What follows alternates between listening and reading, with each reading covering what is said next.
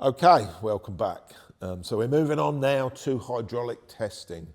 And this, of course, is really where we start to set aside from the work we do on the automotive side, but being able to look and understand in terms of how hydraulics are working and the systems are working is going to be really, really valuable.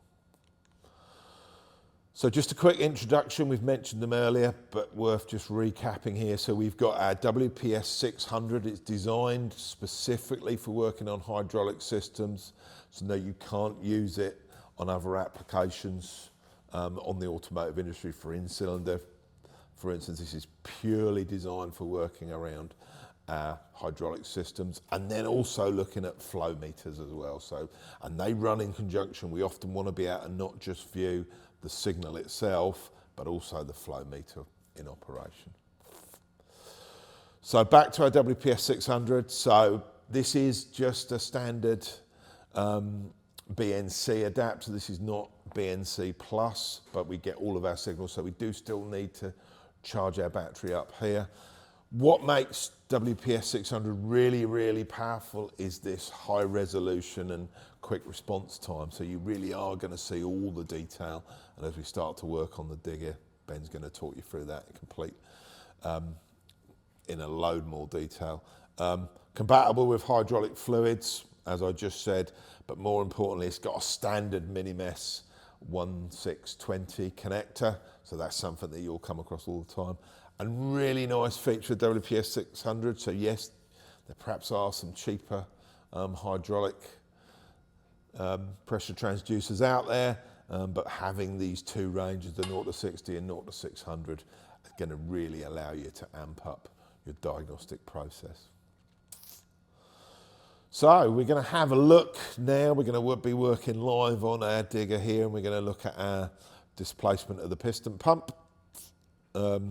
So we're going to be using, in this case, two channels of our PicoScope. So connect one is going to be across the crankshaft sensor. And then, yeah, on channel B, we are going to be using our WPS 600, and we're going to be connecting right there into the digger port.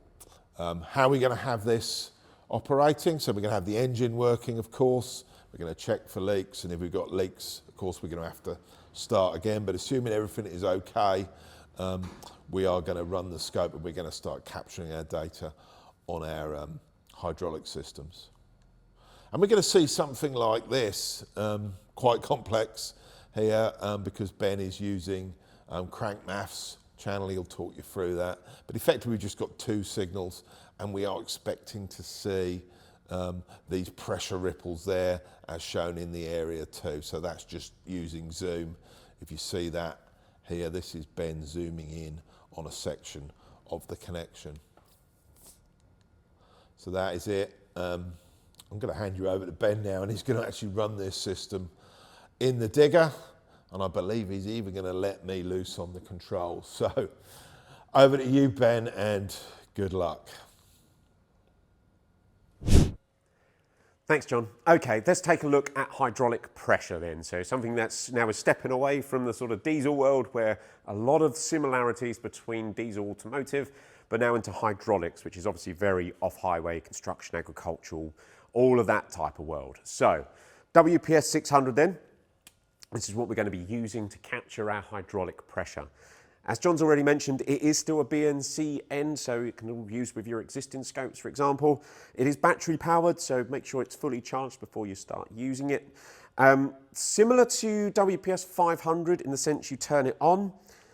Once it's on, you will have a red light to indicate that it is powered up. These will calibrate on powering up, so you don't have to wait for the flashing lights to take place. Two ranges, 60 bar, 600 bar, so about nearly 9,000 PSI, 900 PSI, give or take.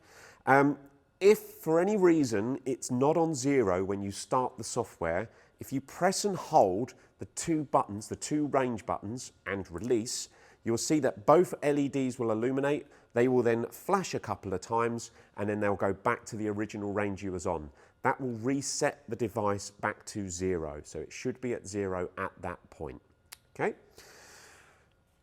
Within the software, Obviously, we're going to use one of the guided tests, so it's going to be looking at, it's just hydraulic pressure, but it's how we can, again, use those signals to actually look closer detail at what's going on. So, load the guided test. Obviously, there'll be a bit more information about it inside there. Minimise the guided test, and then we have our example waveform. So on channel A, we are going to be connected to the crankshaft sensor. Channel B is connected to our WPS 600, which is on one of the pressure ports onside the pump. Kubota are quite interesting in the way that they do it. They're not the only manufacturer that actually have two pumps built inside one casing.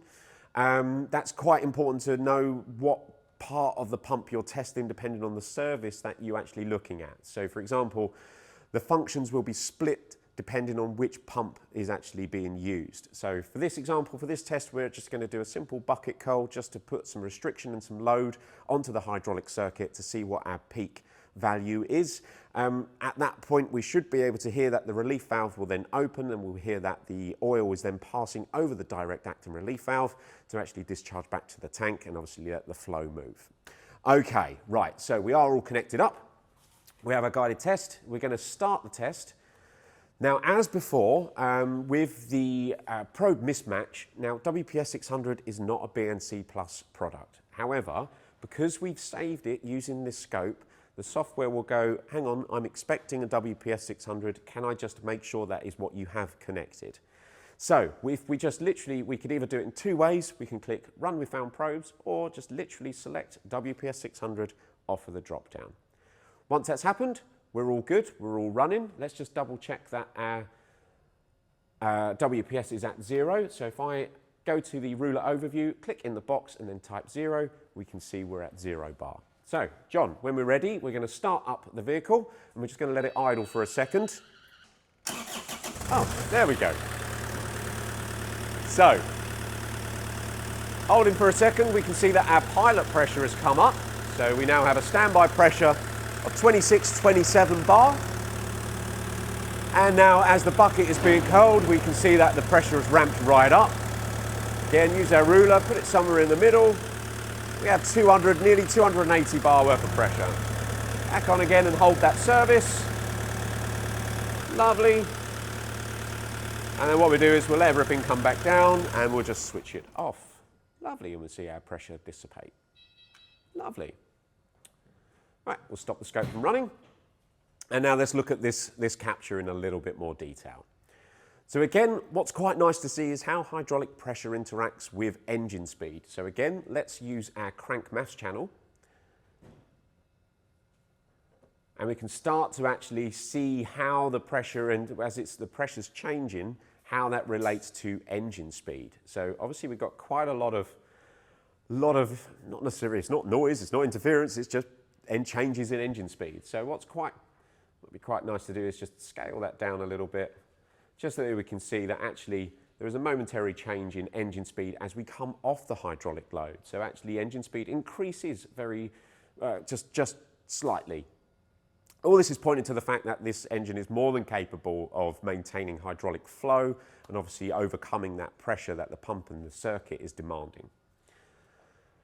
Now, WPS 600 has some unique features. As John's already mentioned, it has a 10 kilohertz response time. What that means is that we can actually capture some very fast-moving changes in pressure as the pump is operating. So if I now zoom in around this peak pressure mark, start to see a bit of a pattern emerging. Now, if I just add a little bit of filtering on that, we start to see that there's actually definitely a pattern that's taking place within that waveform. Each of these little pulses is actually a pressure fluctuation. Now, on a variable displacement pump, you have a number of pistons that are passing a plate, and they are contributing to pushing oil through the system and obviously helping that flow. Flow makes it go, remember, and obviously pressure is just the resistance to that flow. So obviously we are trying to push oil into that ram in order to keep the bucket curled in that deadhead position. Obviously the oil can't go anywhere because it's deadheaded, so it has to come back through and over the relief valve. And that ripple, that effect that we are seeing there, is the effects of what's going on inside the whole system. This can be really useful when it comes to diagnosing pump problems and pump health. So if we start to imagine, maybe if there was a problem with one of the slippers on the piston pump itself, actually because we have this fast response time within WPS 600, we can start to pick that out. So for example, if you didn't know what a known good is, so I know this is a brand new machine, I mean it's only a year old, it's got 700 hours worth of work time on it. This in theory should be a good pump, yeah? So if we start to look, we can start to go, well, you know, there are some slight anomalies, like this one looks slightly higher than that one, maybe due to the engine speed changing ever so slightly, maybe to do with the control, maybe the demand was slightly different at that point. You know, there's so much information within this waveform that can be taken away and then referred to later on. So again, part of that sort of maintenance aspect, it's really simple to do. Taking the mini-mesh connector off of the pump, straight into WPS 600 and using the crankshaft position. That's all the two signals I'm using. But from that, there is a whole wealth of information that we can use and take forward with further testing in the future. So doing that back-to-back testing, again, like we said, use the reference waveform library, use it for your My Waveforms. So if you upload this machine, great. Well, then we've got a reference for somebody else to use somewhere else in the world, should they need to. But you also have a free collection of waveforms. So if you wanted to, in the future, go to another machine, or if you've got a number of different technicians that are working on it, they can go to the My Waveforms, pull that one down for this machine, and actually then look at it again. How does it compare to what it was captured, say, a year ago? All of that stuff can help qualify, help evaluate what's going on with the machine, and try and keep it going longer. And that's obviously the ultimate purpose for doing a lot of this stuff. Keep things going for longer. All right, I hope that helps, and back to you, John. Okay, thanks Ben. It's great fun being up in the digger, and I really want to go outside and dig holes, but sadly we're going to have to continue. Right, so we're moving on now to using the flow meter. So a few key points just to mention around the flow meter, and I know Ben's going to run over this as well. It's manufactured by WebTech, so it's a really, really well-known and respected brand. So you've got a really, really high quality machine or tool. 3 different options. So we've got a 25 litre per minute, but really for most uses, you're going to want to be up to the 300 or 600 litre per minute. It's a standard BNC, kind of industry standard operation, but you can connect it into, and it is, you know, the 4425A off-highway scope is designed to work alongside it. So it is in there as an option. So you can tell the software that you've connected this to the tool. Just one final thing around working with best practice would be that you have the tool calibrated every 12 months, but that's pretty standard within the industry, as you know. Okay, so we are now going to deep dive into pressure and flow testing of hydraulic pumps, so the PQ test. And we're starting to get into some quite complex connections here. So we are using 4 channels, all 4 channels of the scope. So channel A is our crankshaft sensor, fairly straightforward, very simple. Then on channel B, we have our WPS 600, and then into channel C and channel D, we are connecting therein, as you can see, into our flow meter. So in terms of running, we've got some quite complex connections there, but effectively, again, check the system. There are no leaks, and we're going to obviously have to start the scope to capture our data. We are going to load the system to see exactly how it's operating. So if I run now very quickly on to our waveform, this is what we expect to see. So again, channel, so as we've got them listed there, number 1 is our crankshaft there. Then we can see the pressure being loaded. So channel B, or number 2 on here, we can see that as we load the pressure, we can see, if we look in this part here, we can see the increase. And then when we turn the valve off, we do restrict the flow, and that's effectively what's happening there. And then we've got our flow output, which is their channel C, or our green thing. And then what Ben's also done here to blow all of our minds is he's running X and Y view, which is how we can actually view the PQ curve and how it's operating. A lot to take in there for you and for me. So I'm going to hand you back to Ben, another really great video that he recorded a couple of weeks, as I said earlier, with our friends at CNH, who allowed us access to their training academy and their machines for us to run this test for you. So I'm going to pass you over and we're going to run the VT from the CNH Training Academy. Away you go. Okay, flow meters. So obviously within any sort of off-highway, agricultural, marine, there is always an element of hydraulics involved within this machinery. Now, Pico, we do have a flow meter. It is made by Webtech, and we have 3 different types. There is a 25 litre, there is a 300 litre and a 600 litre. The 300 and the 600 both come with a loading valve on the front. Now that is there to apply load to the hydraulic system to imitate some sort of load on the hydraulic system. We have our WPS 600. There is a connector on the top. There is a pressure port. It is a standard Mini-Mess 1620 port, which we can connect to, and then we have our pressure signal. On the top of the flow meter, there is 2 outputs. There are B and C, and one is labelled T, and one is labelled Q. T is for temperature, and Q is for flow. So there is these are all 3 of our flow meters are turbine driven. For every turn of the turbine, every pulse that's emitted, there is like an inductive pickup with inside here, which then we can obviously put into our Pico software and then actually convert that into a litres per minute value. You'll see on the front, one of the things that we need to be very conscious of and make a note of is the K factor. In this case, it's labelled the PPL output. So there is the number of pulses per litre. So in this case, this is 132.7. Now that value we will need to import into PicoScope 7 so it can make the right conversion. Temperature. In order to get temperature out of the flow meter, we need to be using this adapter. Now these come with the flow meters. They are already in there with the kit.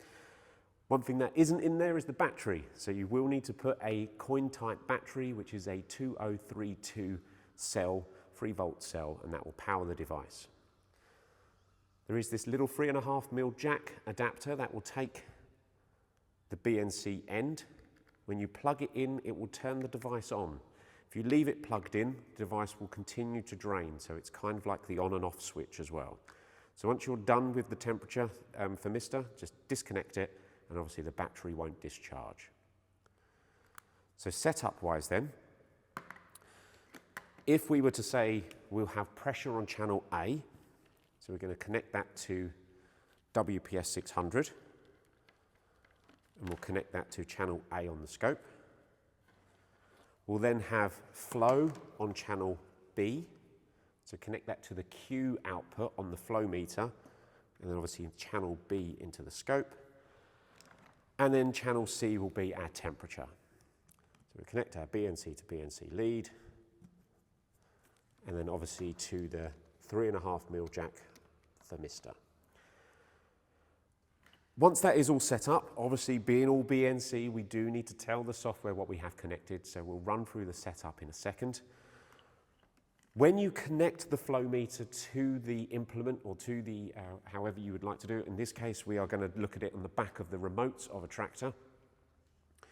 Always make sure the loading valve is turned all the way out, so completely fully unwound and open. That will prevent any problems when you start the machine up and inadvertently have a restriction which could potentially cause something to potentially cause damage. All right. The flow meter is protected, so there is a pressure limit on the flow meter. I think for the 300 it is 400 bar. There is a burst disc in the back of these that will pop should that pressure get above 400 bar. If we look at the back of the flow meter, there is a little separate section here. There is replacement discs that are featured within this. To get to these burst discs, and hopefully you won't ever have to, take off the back of the flow meter and there is a set screw in there. You disconnect that and obviously you will be able to replace the burst disc. There is a preferred path that the flow meter has, and you can see this on the front. There is actually a slightly larger arrow. That just means that its preferred direction is to go from this side, coming in, and then coming out of the back. This is a bidirectional flow meter though, so if it was routed the other way, it wouldn't matter, it would still work. Okay, what we're going to do now is we're just going to cut away for a second, we're going to set up on this machine, and we're going to then actually go through the software, get it all up and running, run the machine, and actually do a pressure and flow measurement. Okay, so we've now set up on the machine, and we've set up our pressure and flow meter, and I've also included an additional channel which is going back to the crankshaft sensor. The reason being is that we can start to see how hydraulic pressure and flow are affecting the load on the engine itself. So what we'll do is we'll get the machine started up and we'll start running the test, and as the machine's running we're going to start increasing the load on the hydraulic system by using the loading valve on the flow meter. We've got a new view within the PicoScope software itself. So this particular test actually has the XY view as well. What that will mean is it'll allow us to plot the relationship between flow and pressure. This is predominantly called a PQ curve within the hydraulics industry. That can be really helpful when you're trying to determine possible issues with hydraulic pumps. By including the crankshaft sensor on there as well, if we know the actual displacement of the hydraulic pump, we can now do something called efficiency testing, because we get a theorized flow rate using the speed of the pump against the flow rate. So there we've got our efficiency ratings as well. So if we could start the machine and engage the remote, and then we can start getting the flow meter reading. Okay, so the machine is up and running. We have our crank signal on channel A, we have our pressure on channel B, which currently is sitting at 14, 15 bar, and we have our flow reading as well, which is sitting at around about 70 litres a minute. Then within the XY view, if I bring out my time ruler, it's no longer in time, it's in pressure, and then against flow, we have 15 bar of pressure against 70 litres per minute. We're just going to restart the capture, and then we're going to start increasing the load on the hydraulic system. Gradually wind the flow meter in, and as the pressure starts to increase, we'll start to see that movement on the XY view. You can also hear the engine starting to labour down. Now in this situation there is a relief valve within the remote block, which means we can't, even if we restricted all the flow all the way up, we're not going to cause any problems. We're just at maximum pressure now. We can see that in the PQ curve in the XY view as well, where it's tailed off. Now again, we can start to release the load on the hydraulic system by opening the loading valve on the flow meter. Nice and slowly and gradually. You can see flow start to bring up, and we can see the pressure drop away. Unwinding the loading valve all the way up as well, just to prevent any problems in the next test. Okay. Cool. That's well. Perfect. Okay, let's stop that capture. Let's have a very quick look, and we'll just put some maths in to actually show how the engine speed changed as well. But here we can see we've got an awful lot of information about how the machine was operating when it was under load and how the pump performance was taking place as well. One thing I forgot to mention was actually the temperature. Now obviously because we're graphing temperature, we can see how by loading the hydraulic system starts to increase the temperature of the oil. It would naturally do this anyway, however by putting extra effort on the hydraulic system does also bring the temperature up. This is quite important if you're looking at it from a maintenance point of view. If you wanted to do this test periodically, you want to make sure that your temperatures are going to be about the same for each test. Hydraulic oil behaves very differently at different temperatures, as does oils. So let's look at channel A, and we're going to add in our mass channel. As before, we do use the crank A of 60. Now we've brought our mass channel in. Now, we can see that we've actually gone outside the range of the built-in maths channel. So let's edit. We're going to keep the same maths channel, we're just going to increase our RPM. So let's put it to, say, 3,000 RPM. Click Finish.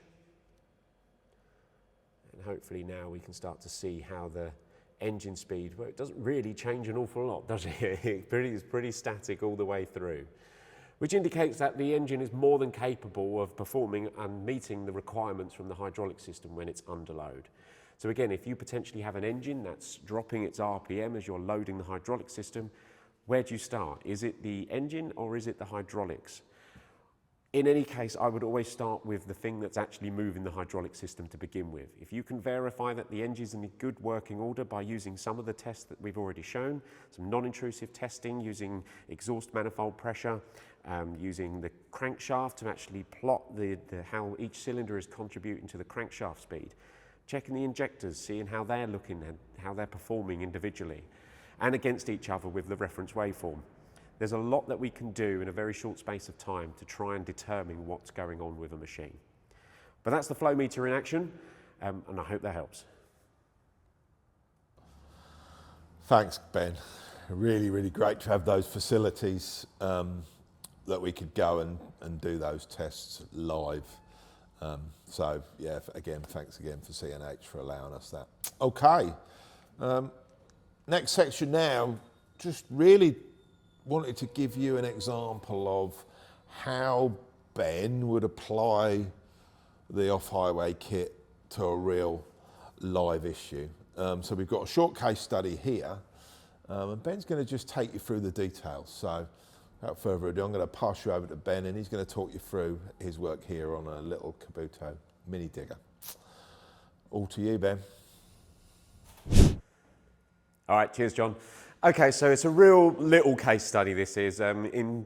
It's kind of basic, to be fair. However, it's important to show where Pico can sit in terms of especially capturing your data and therefore using it going forward to actually almost do a form of predictive maintenance or keeping it within the maintenance schedule. So capturing data, verifying problems, and obviously proving the fault and keeping that evidence is very important to validate what you're doing as a technician. So this case study is on the website. As John said, it is a Kubota, little mini digger. It was a proper old girl.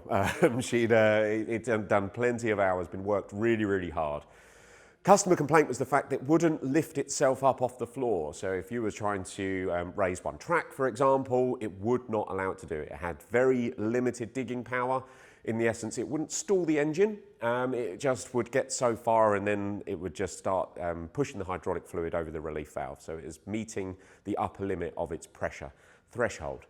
So obviously for us, we needed to go in, have a quick look to see whether or not it's the engine or the hydraulics. So one of the first tests, and obviously we have just shown it, is obviously the pressure test. So take the engine speed and obviously the hydraulic pressure off the back of the pump. So this was our first test. We took a real long time base just to make sure we captured everything all in one go. So in the bottom on channel D, we actually had an optical pickup on this one. We couldn't, the crankshaft sensor was buried quite deep, so think outside the box slightly. Well, what else could you use? And obviously Pico, we do have the optical sensor. So 1 pulse per every revolution, taking the reflective tape off of the crankshaft pulley itself. That gives us our engine speed. That allows us to plot the speed as the hydraulic system is operated. So we see in channel A, this is our pressure signal. So machine gets, the engine speed is increased slightly, so we get a slight bump in pressure. Due to the flow increasing, obviously, flow makes it go.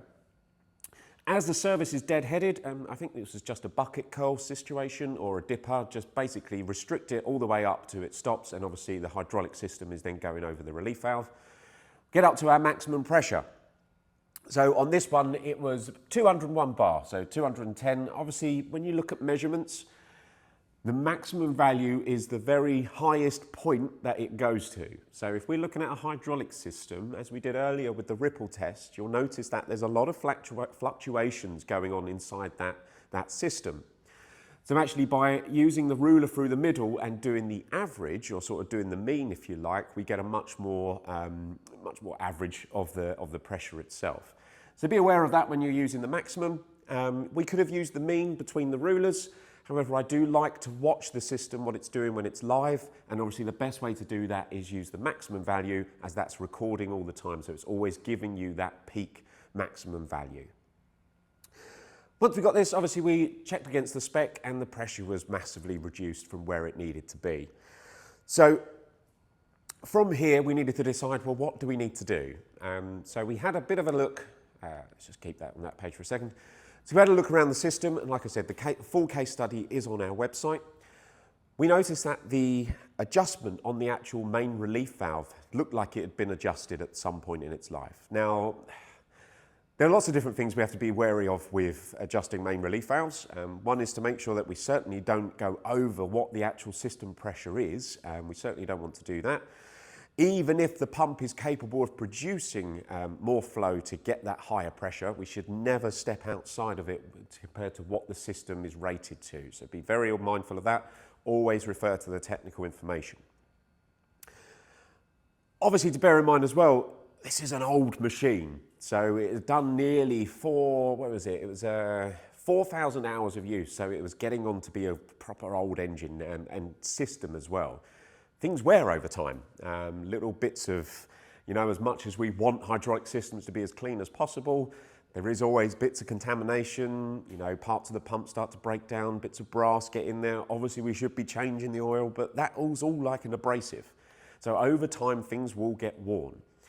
So what we think had actually happened was the main relief valve had started to get some wear and was actually allowing oil to pass earlier than what it would do. And obviously they are springs as well, so springs will naturally lose their tension over time. So we went in, we made an adjustment. Obviously we're recording with Pico, and again, this is where sometimes it's nice to have that as a visual aid as well. So when you're adjusting things like a main relief valve, to have that visually represented on the screen can actually make it easier to determine what the actual pressure is and what it's doing in relation to what you're adjusting. After the adjustment has been made, we can see now that actually our pressure has gone up now, and overall we're about 230 bar. So we've increased from the previous capture by 30 bar. And that was enough now to actually get the track off the floor, and actually we'd restored the power to the machine. So digging performance had improved. Like I said, it's a real quick one, but actually having this information, we now have a before and after. We can show the customer that we physically made a change. Obviously they will be aware because the machine will be performing differently. But now we can keep that, and actually the next time we go to the machine, we can do the exact same measurements, take the capture again and see how things are performing. If we start to find that the pressure has dropped again, well then there's starting to be something else wrong, isn't there? So why is that pressure falling between service intervals?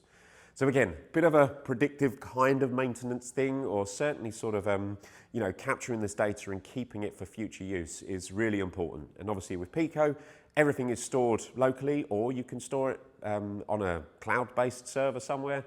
Equally, we've got the waveform library. Use the waveform library as a way of collecting waveforms. There's if you've got an automotive scope, you've got it connected, you've got an internet connection, you've got to log into the forum, by all means, upload these to the reference waveform library. They will sit in your My Waveforms section, and you can just pull them down whenever you're next at the vehicle. So a couple of really important tools that obviously the software can help you with in terms of diagnosing some slightly more simple faults, but also all the more complicated stuff as well. All right, I hope that helps. And like I said, the full report and full case study is on our website. Back to you, John.